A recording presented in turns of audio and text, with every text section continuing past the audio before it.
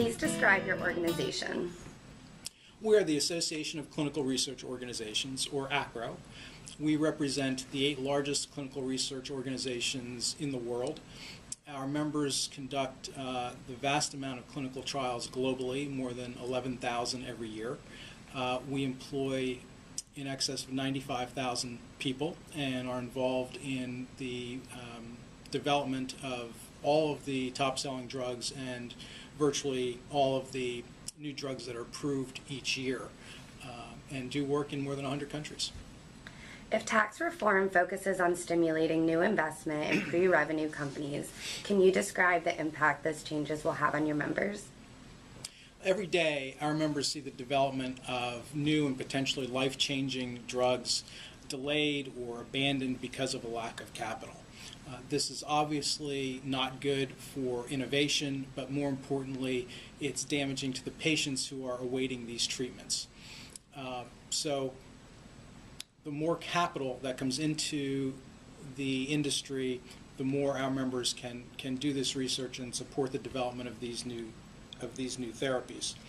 We also have internal challenges when research is delayed or abandoned in terms of our members trying to staff and resource themselves appropriately to conduct this work. And if you look at the case of pre-revenue companies and startup biotech, for instance, you have the CRO functioning essentially as the development arm of that company. So it's a very tight relationship. And in some cases, our members actually do provide capital to those startup companies to get them through the early development phases. Why is continued investment in R&D important in the U.S. and for U.S. companies? Well, our members are very much global companies, and we think global in the most positive sense of the word.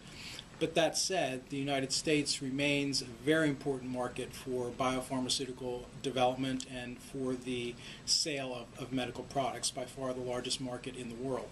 So what we've seen in the last 5 years is the number of clinical trials conducted in the U.S. continuing to decrease. If we go back to 2008, about 53% of clinical trials were held in the U.S.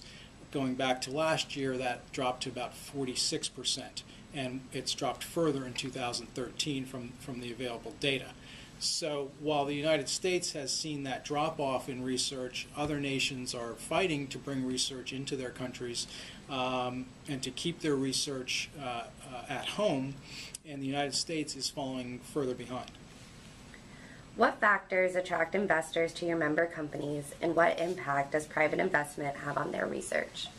Most of the work our members do is privately funded, is industry funded. They do some work for government-funded research and foundation-funded research. When you're looking at a clinical research organization from an investment perspective, there are really 2 questions you ask. One, what is going to be spent on R&D spending this year, and then how much of that is available to be contracted out or to be outsourced. So any increase in R&D investment helps our members downstream. When you look at the case of pre-revenue companies and startup companies, it's even more critical because they do not have their own infrastructure, so basically all of their research and development activities are contracted out to our members. So it's a direct impact on their bottom line. What other incentives are investors looking at when they examine projects overseas?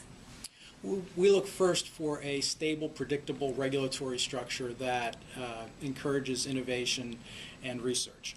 Secondly, we look at the availability of tax incentives like the R&D tax credit and other tax incentives. And finally, we look at just an overall economic climate and government policies that support innovation and research.